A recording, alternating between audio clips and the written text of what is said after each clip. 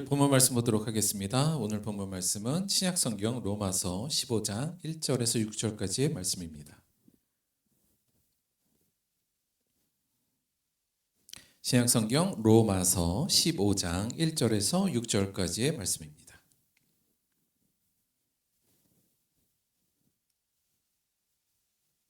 신약성경 259페이지 로마서 15장 1절에서 6절까지의 말씀, 우리 교독으로 봉독하도록 하겠습니다. 제가 먼저 하겠습니다. 로마서 15장 1절에서 6절까지. 믿음이 강한 우리는 마땅히 믿음이 약한 자의 약점을 담당하고 자기를 기쁘게 하지 아니할 것이라.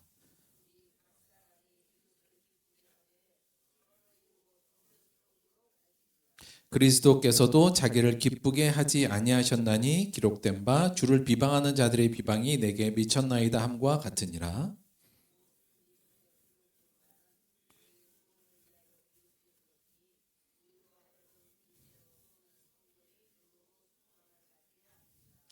이제 인내와 위로의 하나님이 너희로 그리스도 예수를 본받아 서로 뜻이 같게 하여 주사 한 마음과 한 입으로 하나님 곧 우리 주 예수 그리스도의 아버지께 영광을 돌리게 하려 하노라.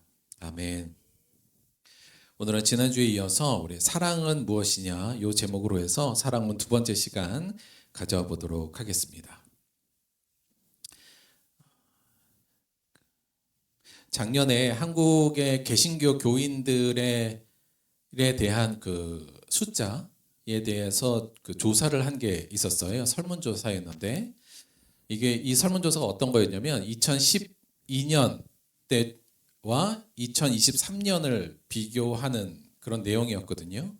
그러니까 2012년에 비해서 2012년에 한국의 종교의 인구와 2023년 작년에 종교의 인구는 어떤 차이가 있을까? 이 부분을 이제 설문조사로 나타낸 부분이에요. 개신교는 2012년보다 이 작년까지 10년 동안 줄었을까요? 늘었을까요? 예, 줄은 걸로 나타납니다. 잠깐 통계를 좀 보자면 사실 요거는 정확하다기보다는 경향성만 좀 보시면 될 것 같아요. 한국인의 종교 인구 비율인데 잘 안 보이지만 위에가 2012년이고 밑에가 2023년인데 그 파란색이 개신교예요. 개신교는 2012년에 한국 인구 중에 22% 정도였다가 작년에 16.6%로 줄어들었습니다. 그 다음에 불교도 22.1%에서 12.4%로 줄어들었어요. 천주교는 카톨릭은 10.1%에서 7.8%로 줄어들었습니다. 전체적으로 다 줄었죠. 그래서 2012년보다 2023년에 전체적인 종교 인구는 세 종교 다 줄었습니다. 그럼 뭐가 늘었을까요? 무종교가 많이 늘었습니다. 2012년에 나는 종교가 없다라고 한 사람이 44.9%였는데 23년에는 62.9%로 늘어났습니다.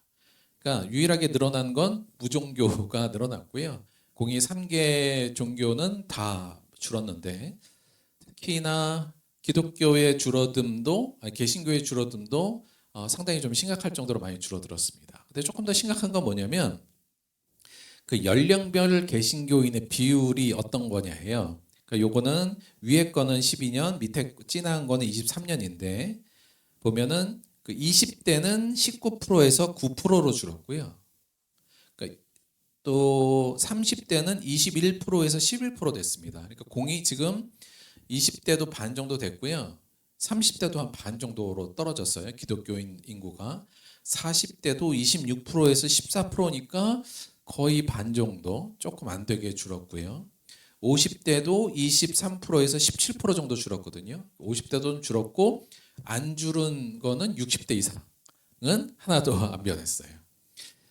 요것이 보여주는 건 뭐냐면 지금 20대, 30대, 40대가 급격하게 기독교 개신교 인구가 지난 10년 동안 급속하게 줄었다는 것을 의미합니다. 꽤 심각하죠. 요게 앞으로 한 10년만 더 지나면 그렇다면 전체적인 인구가 훨씬 더 줄어들겠죠. 왜 이렇게 줄어드는가? 이에 대해서는 뭐 각 교회나 교단들도 굉장히 고민스러워하는 부분이고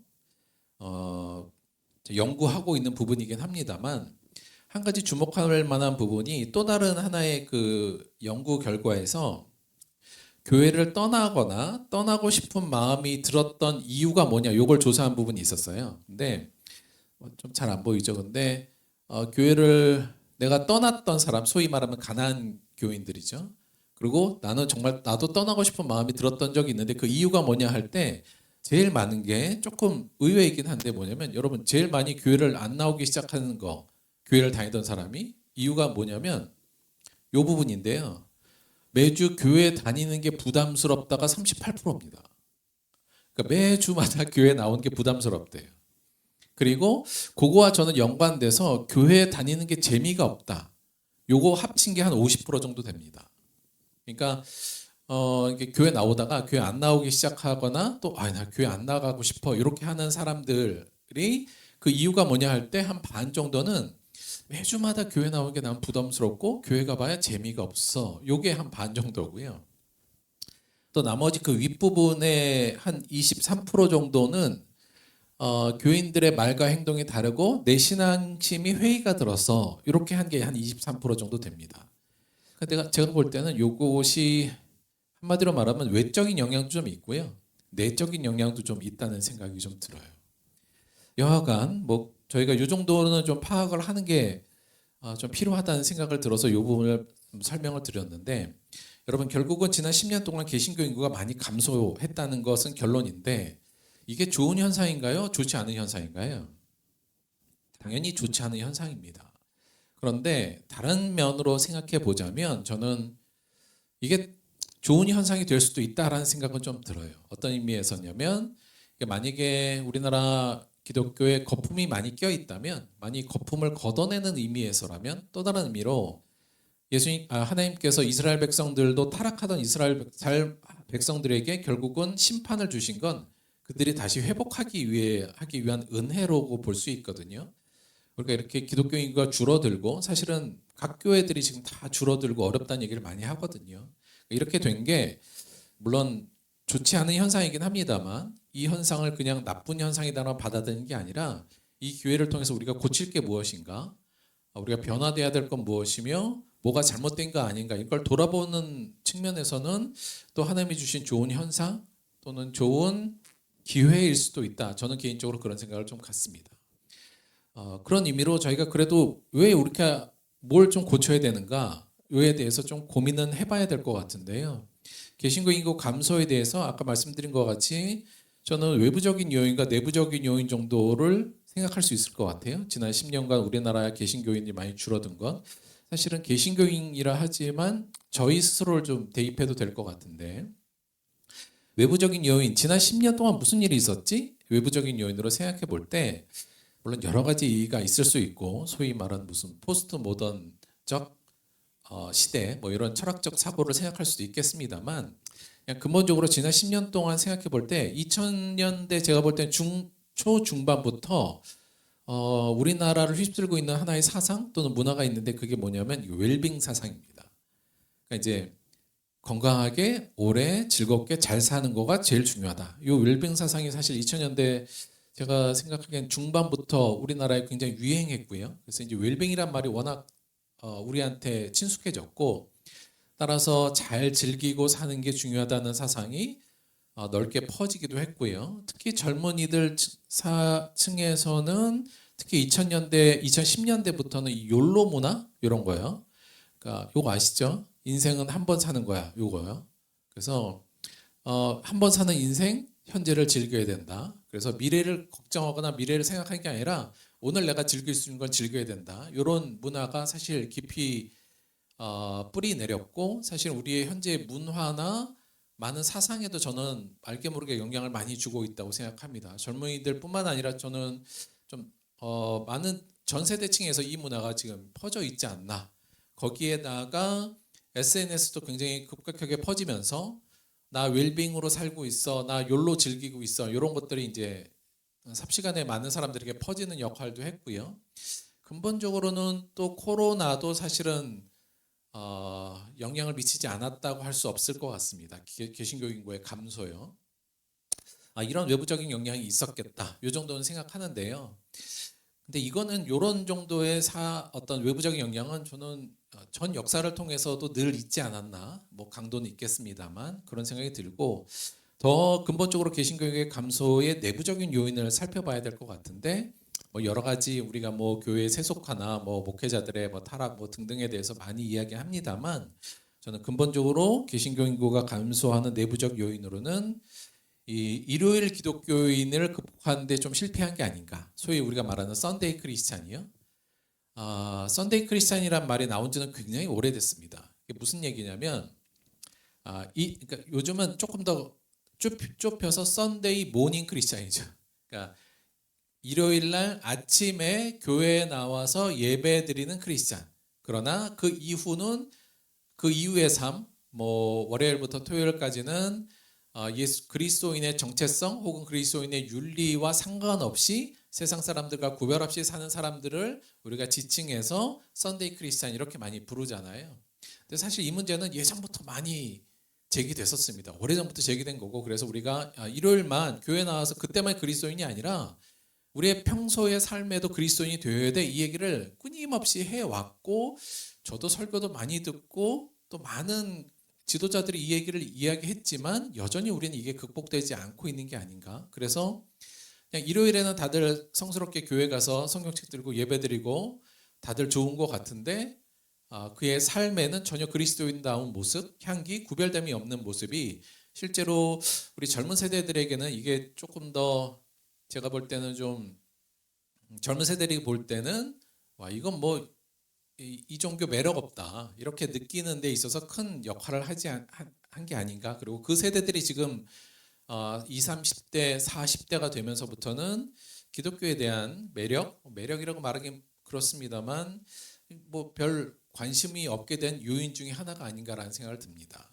사실 이건 되게 중요한 문제죠. 우리가 썬데이 크리스찬이 되어야 되는 게 아니라 올데이 크리스찬이 되어야 되는데, 사실 썬데이 크리스찬부터 시작하는 건 맞습니다. 그 자체가 나쁜 거라기보다는 누구나 다 처음에는 주일날 교회 와서 예배드림으로 그리스도인의 삶을 시작하죠. 그러나 그것이 거기서 머무는 것이 아니라 그 삶이 월, 화, 수, 목, 금 우리의 삶으로 계속적으로 이어져야 되는데, 여전히 우리는 교회에 나와서 교회에서만 크리스찬인 모습으로 여전히 박혀 있고, 그것을 극복하지 못한 게 개신교인교의 감소의 저는 내부적인 요인 중에 가장 큰 게 아닌가, 이런 생각을 갖습니다.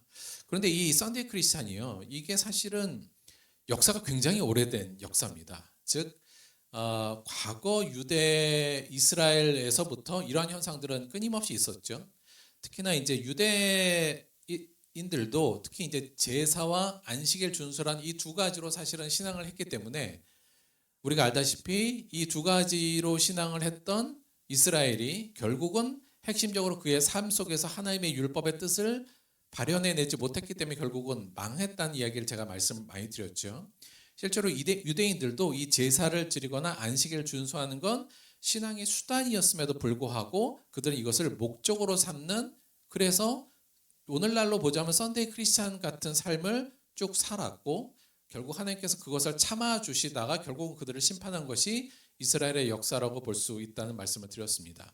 이건 수단이죠. 제사를 드리고 안식일을 준수하는 건 유대인들에게도 수단이었고, 실제로 목적은 뭐였냐면, 갈라디아서 5장 14절에서도 말합니다만, 온 율법은 내 이웃을 사랑하기를 내 자신과 같이 하라 하신 한 말씀에서 이루어졌나니, 이렇게와 같이 실제 목적은 뭐냐면 내 이웃을 내 자신과 같이 사랑하라는 게 율법의 정신이고 목적이었는데, 많은 이스라엘 사람들이 제사 지내고 안식일 준수하는 것을 신앙의 목적으로 삼다가 결국은 멸망한 모습을 구약은 우리에게 전해주고 있다는 말씀을 드렸습니다.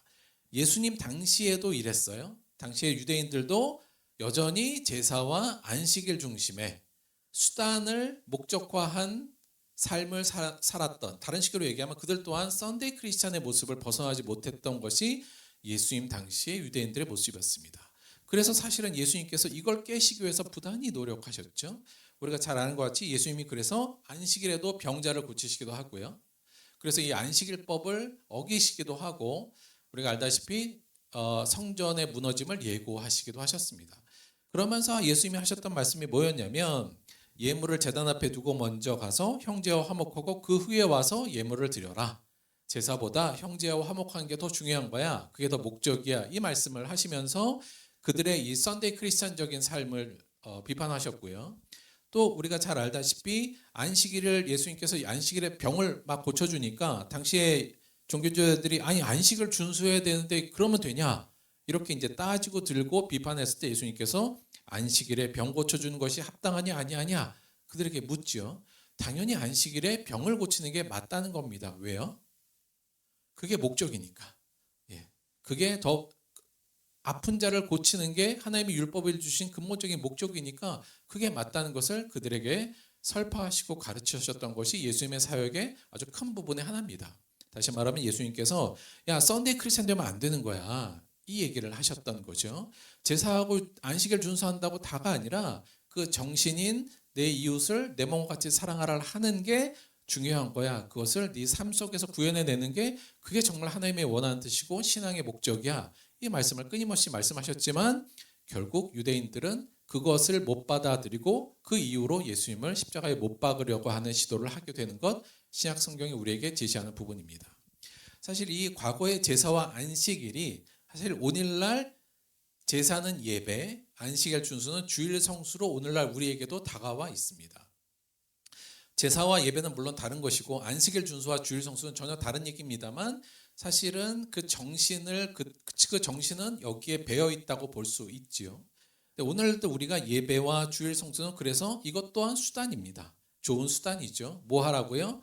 형제와 화목하고 아픈 자를 고쳐주는 이 서로 사랑을 실천하기 위한 우리들에게 주신 수단인데 오늘날 우리가 여전히 예배와 주일 성수만으로 이 수단을 목적 삼아서 여전히 썬데이 크리스찬 주일에 와서 예배를 드리면 나는 그리스도인으로서의 삶을 다 했다고 생각하는 썬데이 크리스찬의 모습을 여전히 갖고 있는 그것이 오늘날의 모습이며 역사적인 모습이며 기독교가 끊임없이 극복하고자 했던 모습이었다 이렇게 볼 수 있을 것 같습니다. 따라서 우리가 좀 썬데이 크리스찬을 좀 극복해 보자. 그리고 예배와 주일 성수로 내 그리스도인의 정체성을 갖는 게 아니라 내 이웃을 내 자신과 같이 사랑하는 것, 그것으로서 그리스도인의 정체성을 삼는 것, 이것을 내 삶의 모든 분야에서 발현해내는 것, 이것이 곧 우리의 신앙의 목표이고 우리가 그렇게 점점 바뀌어 가야만 우리의 다음 세대들도 참된 그리스도인, 참된 기독교의 모습을 발견하고 다시 돌아오지 않을까 그런 소망을 가져보게 됩니다. 이게 어떤 의미에서 이게 더 중요하냐면 이렇게도 좀 살펴볼 수 있을 것 같아요. 뭐냐면 다른 식으로 이걸 좀 설명하자면 여러분 성경은 우리가 잘 알다시피 구약과 신약으로 나눠져 있잖아요. 여기 약이라는 게 계약이라는 의미입니다. 그러니까 물론 언약 이런 의미예요. 그래서 성경은 옛 계약과 새로운 계약 두 가지의 계약으로 되어 있어요. 그런 의미에서 보자면 여러분 성경은 다른 의미로 보자면 이거 계약서입니다. 계약서예요. 그러니까 우리도 중요한 계약을 할 때 계약서를 잘 읽어봐야 되잖아요. 그런 것 같이 이게 일종의 계약서예요. 이걸 계약서로 생각하고 한번 보자면 구약은 무슨 계약이었나요? 이거 누구하고 누가 맺은 계약이었죠? 이거 짧게 한번 정리해 보면 구약은 하나님과 유대 민족 간에 맺었던 계약입니다. 이 계약을 중재했던 사람이 누구였죠? 예, 모세입니다. 자, 모세가 이 계약을 중재했는데 어떻게 이 계약은 성립됐냐면 결국 이 계약을 통해서 하나님은 이스라엘 백성에게 뭘 해주시겠다고 한 거냐면 내가 너희들에게 복 주겠다 약속하신 거예요. 근데 이때 복은 뭐냐면 내가 너희들에게 땅을 주고 너희들에게 이 땅에서의 물질도 주고 장소도 주고 너희를 보호해 줄게. 너희의 하나님이 될게. 이렇게 계약하셨어요.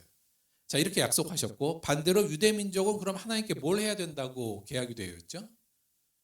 예, 율법을 준수해라. 이렇게 계약을 맺은 거예요. 그래서 하나님께서 너희들이 나의 율법을 준수하면 내가 너희들에게 복 줄 것이다. 너희들을 보호하고 이 땅에서 장수할 것이며 이 땅에서 복 받을 것이고 너희를 이 땅에서 보호해 줄 것이다. 이게 구약의 계약이었어요.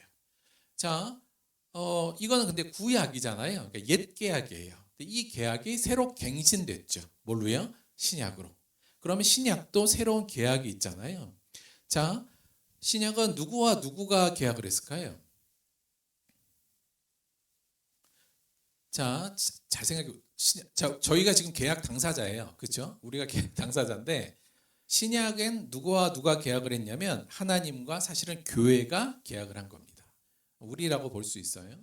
이제 더 이상 유대 민족만 한정된 계약이 아니라 이것은 하나님께서 부르신 모든 사람들, 교회로 만난 모든 사람들에 대해서 하나님께서 계약한 거예요. 여러분, 이 계약의 중재자는 누구죠? 네, 그게 바로 예수님이에요. 자, 그래서 사실은 이 계약이 훨씬 더 중요하고 뛰어난 계약이라는 것을 잘 설명하는 게 히브리서.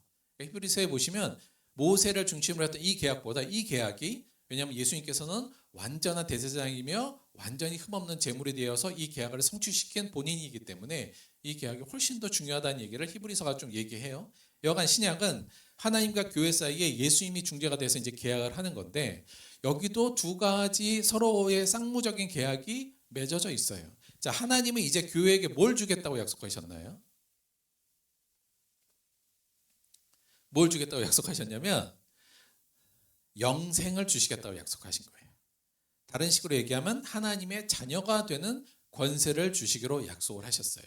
이게 약간 달라요, 여러분. 왜냐하면 구약은 뭘 주겠다고요? 이 땅에서의 땅도 주시고 보호해 주시고 물질도 주시고 장수도 주시겠다고 약속했는데, 구약은 그랬는데 신약에 와서는 이게 약간 바뀌어요. 그러니까 이 땅에서의 복이 아니라 영원한 생명, 영원한 장수를 뜻하는 거죠. 그다음에 이 땅에서의 물질적 복이 아니라 영원한 하나님 나라의 복, 하나님의 나라의 아들로서의 받을 기업을 얻겠다고 말씀하십니다. 따라서 여기의 복은 사실은 구약의 옛 계약하고는 좀 달라요. 하나님 옛 계약은 우리가 이 땅에서 잘 먹고 잘 살 수 있다 이렇게 됐는데 신약에 와서는 영생 하나님의 자녀예요. 물론 복을 주시는데 그 복은 어디로 가 있냐면 하늘나라의 복으로 집중되어 있어요.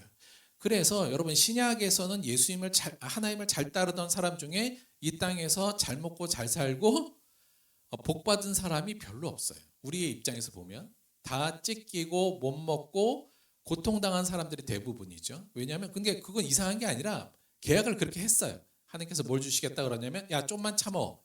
니들 내가 뭘 줄 거냐면 이 땅에서의 장수, 야 그거 조금 있으면 다 썩어지는 거잖아. 이 땅에서 물질 다 놓고 갈 거잖아. 너희들에게 이번엔 진짜 좋은 걸 줄 거야. 영원한 영생을 줄 것이며 하나님의 자녀로서 하나님 나라의 모든 기업을 얻을 수 있는 권리를 줄 거야. 훨씬 더 좋은 걸 줄 거라고 약속을 하셨어요. 자, 그러면 이제 이 계약에서 교회가 하나님께 드려야 될 게 있잖아요. 이건 뭘까요? 요거 기억하는 게 굉장히 중요합니다. 뭘 하면 이렇게 하나님께서 우리에게 영생을 주신다는 거예요? 한마디로 예수를 믿고 따르면 이렇게 주신다는 거예요. 그렇죠? 그래서 우리는 지금 예수를 믿고 따르는 일에 집중하면 되는 겁니다. 그러면 우리에게 뭘 주신다고요? 영생을, 하나님의 자녀의 권세를 주셔서 비록 이 땅의 것들, 우리의 눈에는 되게 좋아 보이는 것들, 하지만 곧 썩어질 것들, 그것보다는 영원한 복, 영원한 축복을 우리에게 주시기로 하나님께서 약속하신 게 새로운 계약이에요. 자, 예수님을 믿고 따른다는 걸 조금 더 자세하게 들어가 볼게요. 왜냐하면 이게 우리한테 지금 이제 당장 우리한테 벌어진 일이잖아요. 자, 예수님을 믿고 따른다는 건 크게 두 가지인데, 첫째는 뭘 믿냐면 예수님의 정체성과 그 십자가와 부활의 능력을 일단 믿는 것, 이게 중요해요. 예수님께서 하나님의 아들이며 우리를 위해서 십자가에 우리를 구원하시기 오신 그리스도라는 사실과 그의 십자가의 의미와 그의 부활의 능력을 믿는 것, 이것이 우리의 첫 번째 해야 될 부분이고요. 그럼 두 번째, 이것만 알면 되느냐? 아니요, 따라야죠. 예수님을 따르는 것. 근데 예수님을 따른다는 건 뭐냐? 한마디로 그걸 정의하면 뭐예요? 새 계명을 너희에게 주노니 서로 사랑하라요. 그래서 우린 어떻게 계약한 거냐면, 하나님하고 어떤 식으로 지금 계약서를 작성한 거냐면, 우리는 이제 예수님이 누구이심을 알고 그의 십자가의 능력과 부활의 능력을 믿고 그를 그리스도로 고백하고 나의 주님으로 고백하여서 그분의 하신 명령, 가장 중요한 서로 사랑을 실천하도록 계약하고 약속합니다라고 한 거예요. 그러면 그런 자에게 하나님께서는 뭘 주신다고요? 영생, 하나님의 자녀의 권세와 하늘나라의 기업을 주시겠다고 약속한 게 신약의 내용입니다. 새 계약의 내용이에요. 이걸 한마디로 표현한 부분이 이 부분인데요. 요한일서 3장 23절 보면 그의 계명은 이것이니 곧 그 아들 예수 그리스도의 이름을 믿고 그가 우리에게 주신 계명대로 서로 사랑할 것이니라. 요거예요. 자, 이게 우리 계약서의 굉장히 중요한 부분이라는 거죠. 자, 성경은 그래서 계약서라는 말씀을 좀 드렸어요. 한 가지만 말씀드리면 자꾸 우리가 옛 계약서를 갖고 하나님께 자꾸 들어갈 때가 있어요. 그러니까 이게 구약은 옛 계약이잖아요. 그런데 우리가 이 계약서를 들고 자꾸 하나님께 가서 하나님 나한테 장수 주세요, 복 주세요, 물질 주세요, 자꾸 이렇게 따지고 들어가는 경우가 있는데 우리는 어느 계약을 지금 계약한 거라고요? 우리는 신약을 계약한 거예요. 그렇죠? 그러니까 요거에 따라야 돼요. 물론 그렇다고 구약이 전혀 의미가 없는 게 아니라 그 안에 또 우리가 배워야 될 내용이 있지만 근본적으로 우리는 지금 신약이라는 것을 계약했다 하나님하고. 따라서 신약의 계약대로 우리에게 주실 것을 바라고 우리가 해야 될 것에 집중해야 된다. 다른 식으로 얘기하면 지금 서로 사랑하라는 건 뭐냐면 우리가 해야 될 계약서상의 굉장히 중요한 내용이라는 것이 이 부분입니다. 그래서 서로 사랑은 아까 말씀드린 거에 의하면 우리가 이 땅의 신앙적 목적이기도 합니다만 다른 식으로 얘기하면 우리의 계약서상에 우리가 해야 될 의무로 지정되어 있는 부분이에요. 따라서 반드시 우리가 해야 될 내용이라고 할 수 있습니다. 그래서 우리가 지금 어떻게 그러면 서로 사랑할 것인가? 이 계약서의 중심 내용인데 이거 우리가 어떻게 사랑하지? 사랑한다는 건 뭐야? 지금 이 얘기를 지금 계속 이야기하고 있는 거예요. 지난주에 그래서 이 계약대로 하려면 사랑해야 되는데 그 사랑은 뭐냐라고 얘기했을 때 지난주에 저희가 고린도서 13장을 가지고 이렇게 말씀드렸어요. 서로 사랑하라의 사랑은 뭐라고요? 오래 참는 거라고 말씀드렸어요. 그렇죠? 사랑은 다른 게 아니라 상대방에 대해서 오래 참아주는 겁니다. 상대방을 그래서 시기하지 아니하고 비하하지 아니하고 자랑하지 아니하고 교만하지 아니하고 무례히 행하지 아니하며 상대방을 비판하지 아니하고 자기 유익을 구하지 않고 화내거나 상대에게 성내지 아니하고 악한 것을 오래 참아내고 악한 마음 그것을 추구하는 것을 참아내고 타인에 대해서 온유하게 대하는 것 그것이 사랑이라고 말씀을 좀 드렸어요. 이것이 뭐라고요? 목적이라고 말씀을 드렸고요. 계속 말씀드립니다만 그럼 수단은 뭐냐? 이렇게 잘 하기 위해서 우리에게 하나님께서 주신 좋은 수단이 뭐냐? 그것들이 바로 예배하고 설교하고 예배당 짓고 찬양하고 봉사하고 조직 만들고 은사도 받고 체험도 하고 기도도 하고 직분도 받는 이 모든 것들은 실제로 우리 신앙에 있어서 이 사랑을 실천하기 위한 일종의 수단으로 우리에게 주신 거라는 말씀을 좀 드렸어요. 이걸 헷갈리면 안 된다고 말씀을 드렸죠. 수단은 열심히 하면서 목적을 안 하면 그 수단은 아무런 의미가 없다는 말씀을 드렸고 그로 인해서 멸망했던 수많은 사람들의 예가 성경에 이미 나와 있다는 말씀을 드렸습니다. 그래서 이 수단을 우리가 잘 활용해서 열심히 예배드리고 열심히 설교 듣고 기도하고 봉사하고 뭐 이런 걸 통해서 우리가 궁극적으로 나가야 될 방향은 사랑하는 것, 오래 참아내는 것, 타인에 대해서 내 이웃에 대해서 오래 참음으로 그들에게 온유함으로 나가는 것이 곧 목적이라는 말씀을 드렸고 그게 뭐라고요? 계약서 내용이라고 지금 말씀을 드린 거예요. 이 계약서 내용은 명확하기 때문에 자꾸 우리가 여러분 계약을 했으면 잠시만 여러분 계약서에 여러분도 사인은 했죠? 사인 안 하셨어요? 우리 사인 했어요 이거. 언제 했어요 이거? 공식적으로 그러면 세례 때 이거 사인한 겁니다. 공식적으로 하면 세례 때 사인한 거고 그게 아니라 나 이제 하나님을 믿겠어요 했을 때 그거 사인한 거예요. 내가 사인했다는 걸 꼭 기억하셔야 됩니다. 그래서 이 사랑은 그렇게 중요한 건데 오래 참는 거 이런 거라는 것 하나 말씀을 드린 거고요. 오늘은 또 사랑은 오래 참는 것 말고 또 무엇이 있는가 오늘 두 번째를 성경을 통해서 알아보려고 하는 건데 이 부분은 약간 오래 참는 건 약간 수동적이죠. 뭐냐면 내 안에 나와 있는 화나 교만한 마음을 참아내고 다른 사람들에게 온유하게 대하는 거잖아요. 약간 수동적인 사랑이에요. 두 번째는 적극적인 사랑을 이야기할 겁니다. 그 내용을 담긴 게 오늘 본문 말씀이에요. 오늘 본문 말씀 잠시 보도록 하겠습니다. 이 부분은 사도 바울이 로마 교회에 보낸 편지인데 사실 로마 교회도 사랑이 많이 부족했어요. 서로 싸우는 일이 많고 분열한 일이 많았습니다. 그래서 이 로마 교회에게 너희들도 서로 사랑해야 돼. 사랑으로 하나 돼야 돼. 이 얘기를 하면서 주시는 말씀인데 그 안에 그 사랑을 어떻게 구체화할지에 대한 내용이 적혀 있어요. 오늘 그걸 조금 더 알아보도록 할게요. 일단 읽어보겠습니다. 믿음이 강한 우리는 마땅히 믿음이 약한 자의 약점을 담당하고 자기를 기쁘게 하지 아니할 것이라. 우리 각 사람이 이웃을 기쁘게 하되 선을 이루고 덕을 세우도록 할지니라. 그리스도께서도 자기를 기쁘게 하지 아니하셨나니 기록된 바 주를 비방하는 자들의 비방이 내게 미쳤나이다 함과 같으니라. 무엇이든지 전에 기록된 바는, 요거 구약 성경 의미하는 거예요. 우리의 교훈을 위하여 기록된 것이니, 구약 성경에 뭐라고 되어 있냐면 우리로 하여금 인내로 또는 성경의 위로로 소망을 가지게 함이니라. 5절, 이제 인내와 위로의 하나님이 너희로 그리스도 예수를 본받아 서로 뜻이 같게 하여 주사 한 마음과 한 입으로 하나님 곧 우리 주 예수 그리스도의 아버지께 영광을 돌리게 하려 하노라. 마지막에 사도 바울이 권면하고 강조하는 부분이 나옵니다. 하나더란 얘기예요. 근데 그 중에 핵심이 지금 5절하고 6절이라고 볼 수 있어요. 자, 5절하고 6절 한번 볼게요.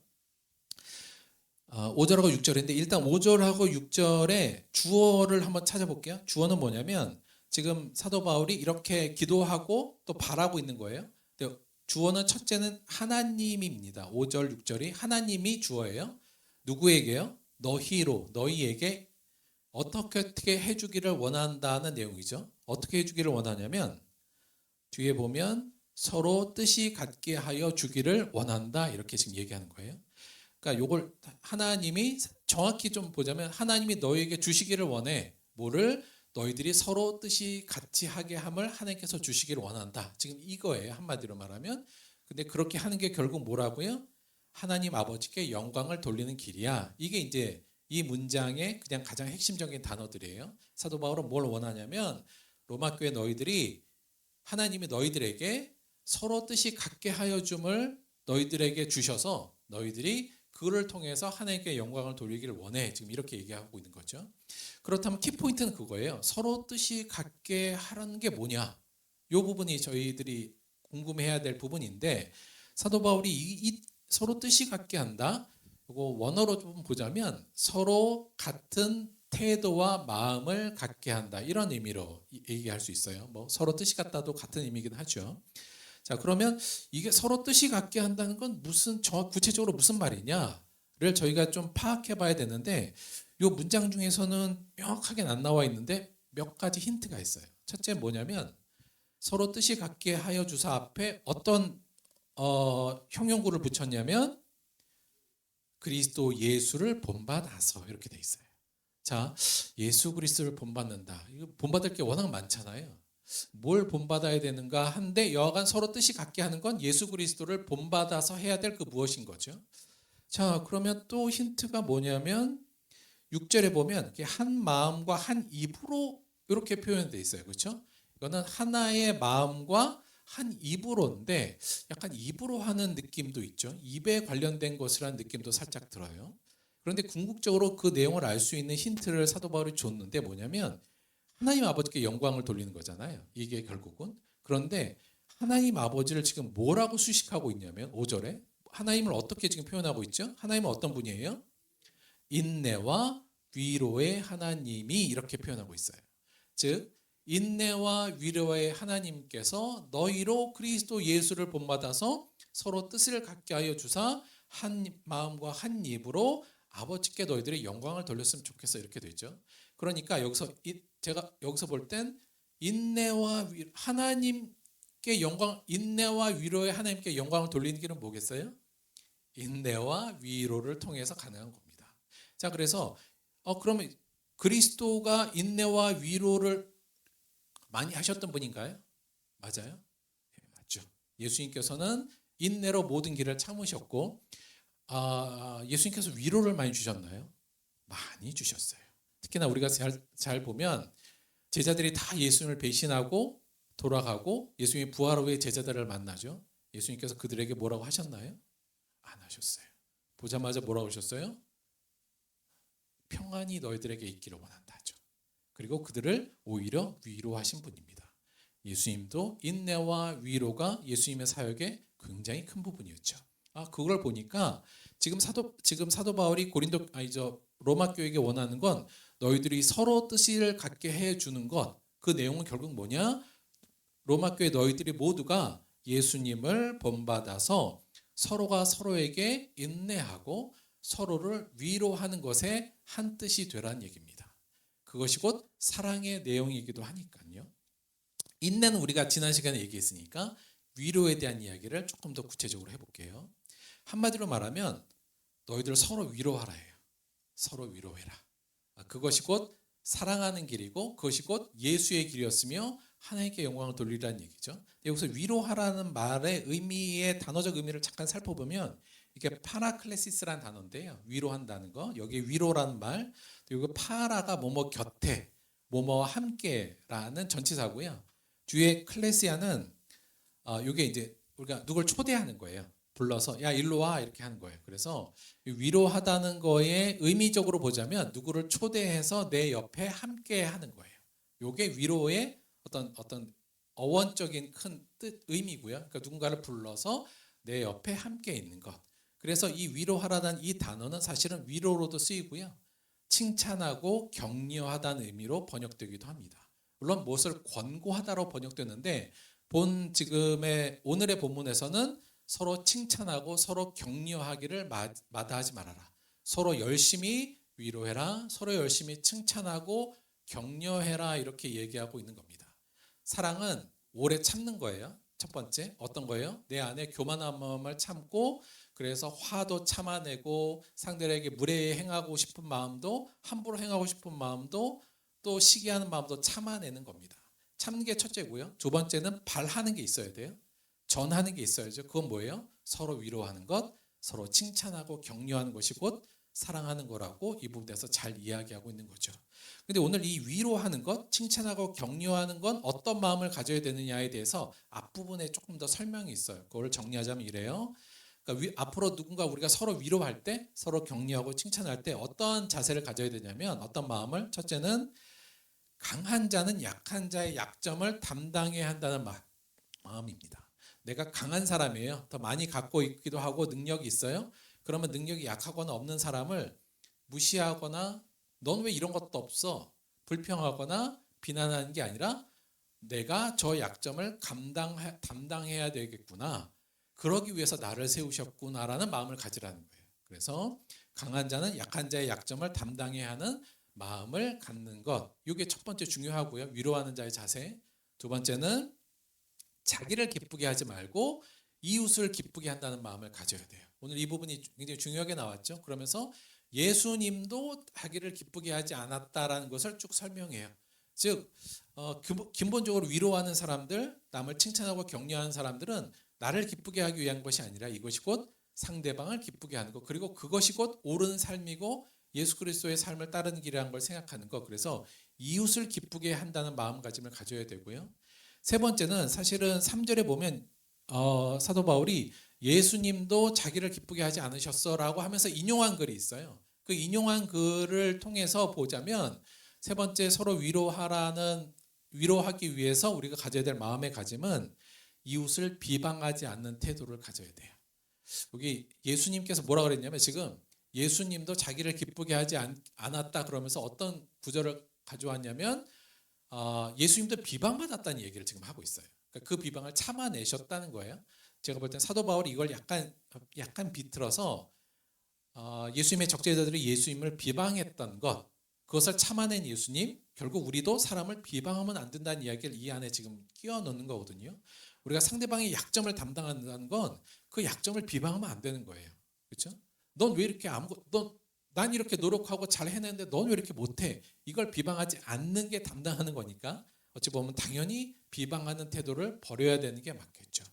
즉, 요 세 가지의 마음가짐을 가지고 늘 서로를 칭찬하고 서로를 격려하는 것, 그것이 곧 우리가 사랑하는 것의 내용이고 어찌 보면 사랑의 능동적인 행태, 참음과 격려와 위로, 요 두 가지는 사랑을 구성하는 가장 중요한 요소라고 정리해낼 수 있을 것 같습니다.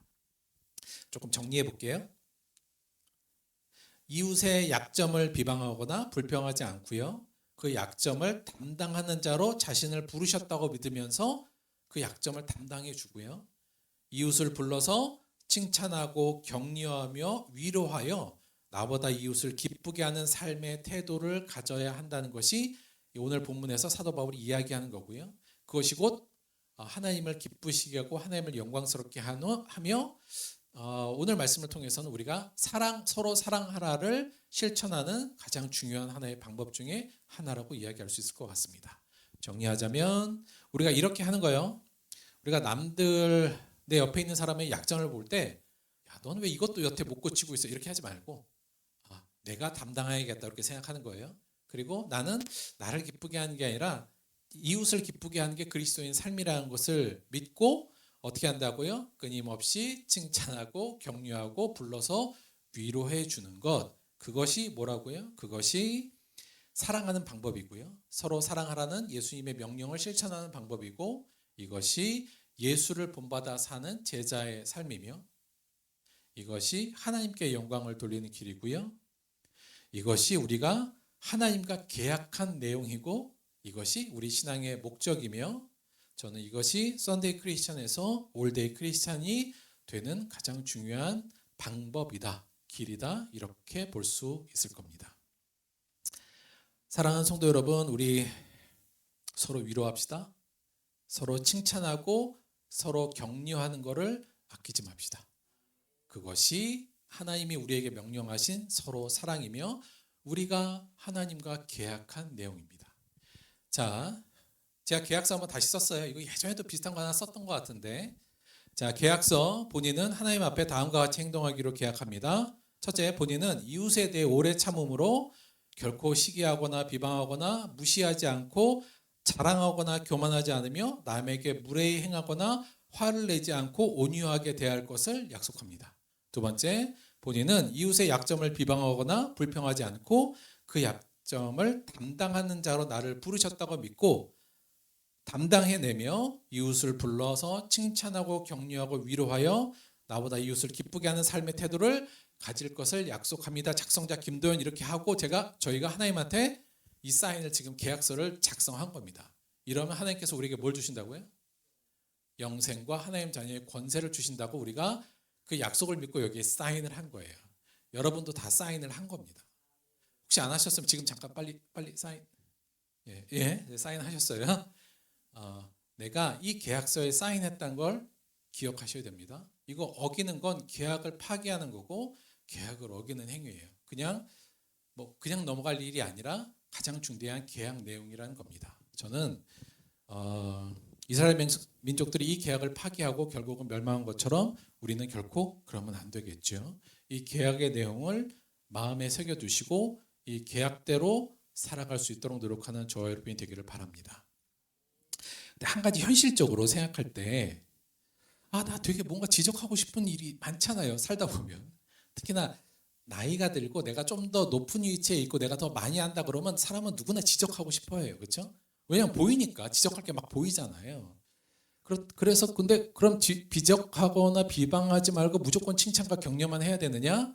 현실적으로 올 때는 조금 현실에서는 조금 어려운 부분이 있을 수도 있죠. 그리고 때로는 지적할 때도 있을 수도 있잖아요. 그래서 제가 고민하다가 요 정도 하면 되지 않을까 싶어서 한 요 정도, 이건 그냥 제 제안인데 성경에는 지적하지 말라고 된 거예요. 비방하지 말는 게 원칙이지만 그래도 긍정적으로 발전을 위해서 지적할 일이 있다면 우리 이렇게 하기로 좀 한번 합의해 보죠. 제가 이렇게 적었어요. 이렇게 한번 구호를 만들었는데 뭐냐면 선삼찬 후일적. 이거 뭘까요? 먼저 3번 칭찬하고 1번 지적하세요. 네. 이 정도 합시다 우리. 뭔가 정말 누군가를 지적하고 싶고 뭘 얘기하고 싶으면 일단 3번 먼저 칭찬하고 한번 합시다. 이렇게 되면 조금 제가 볼 땐 나을 것 같아요. 그래서 내가 뭐 정말 지적하고 싶어요. 그러면 일단 3번 칭찬하고 그 위에 1번 지적하는 거. 요 정도 되면 제가 볼 때는 조금 더 현실적으로 우리가 이 계약을 좀 지켜내는 데 도움이 되지 않을까 싶습니다. 사실 생각해 보면 내가 참지 않고 얘기를 하는 거예요. 그리고 누군가에게 비방하고 지적하는 건 내가 높다는 인식이 있기 때문에 그렇습니다. 내가 종이라고 생각하면 내가 함부로 누구를 지적할 수는 없어요. 종은 주인을 늘 칭찬하고 격려하고 찬양하는 사람이 있지 않습니까? 아울러서 더 나아가서 종은 원래 참는 거예요. 하고 싶은 말 하는 게 종이 아니죠. 우리의 정말 정체성이 예수 그리스도를 닮아 내가 종이라는 정체성이 있다면 사실 이건 굉장히 당연한 일입니다. 근데 우리가 늘 내가 주인이고 내가 높은 사람이라는 생각이 드니까 늘 지적하고 싶고 참지 않고 말하는 일들이 많죠. 사랑은 서로가 서로에게 종이 되는 겁니다. 예수님이 말씀하신 것처럼 따라서 서로 사랑은 참고 격려하고 위로해 주는 것. 내가 정말 말하고 싶고 정말 제 자랑도 하고 싶고 내가 안다고 표현하고 싶고 하지만 참아내고 그의 장점을 찾아서 칭찬하고 격려하고 위로하는 것, 그것이 서로 사랑이며 우리는 그것을 계약했기 때문에 그 계약서의 내용을 잘 지켜나가길 바랍니다.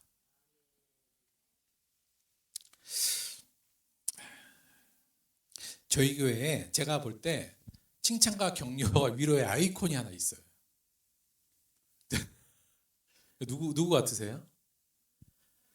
예, 이정숙 목사님이 칭찬과 격려와 위로의 아이콘이에요. 저희 어머니니까 뭐 이렇게 말하는 게 좀 그렇긴 합니다만, 일단 저희 어머니가 저하고 비슷하게 극아이예요. 예, 극아이입니다. 이런 거 잘 못하는 성격입니다. 누구 가서 칭찬하고 막 이렇게 저 잘 못하는 그 성격인데, 저희 어머니도 사실 제가 그 성격 타고난 거거든요. 아이 원래 그런 거 못하시는 분인데, 그리고 제가 사실 좀 때로는 저희 막 다 칭찬하고 돌아다니시잖아요. 그리고 이제 오면 막 위로해주고, 때로는 좀 과하다는 생각을 제가 가끔 하기도 합니다. 이거 너무 과한 거 아니야? 그리고 이거 별거 아닌 걸 막 칭찬하는 거 아니야? 그런 생각이 들 때가 있는데, 잘 관찰해 보면 뭘 갖고 칭찬해 줄까 늘 고민하세요. 이게 제가 보면 뭘 갖고 칭찬해 줄까, 뭘 갖고 위로해 줄까, 뭘 갖고 격려해 줄까를 늘 고민하고 관찰하고 사랑으로 바라봐 주고, 과감하게 가서 그 얘기를, 사실 우리가 막 칭찬하는 것도 겸연쩍은 일이기도 하잖아요. 그런 거 상관없이 칭찬해 주고 격려해 주고 위로해 주세요. 사실은 저는 우리 교회에서 예배를 담당하고 있잖아요. 어찌 보면 제가 수단을 담당하는 거죠. 진정한 우리가 교회의 목적은 뭐라고요? 서로 사랑하는 거고 서로 격려하고 위로하는 거라면, 제가 볼 때 이정수 목사님은 오히려 이 교회에 진짜 목회를 하고 있는 게 아닌가, 개인적으로 그런 생각을 진짜로 갖습니다. 근데 그 대단하고 생각했는데, 사실 생각해봤더니 이정수 목사님이 계약서대로 그냥 하고 계신 거더라고요.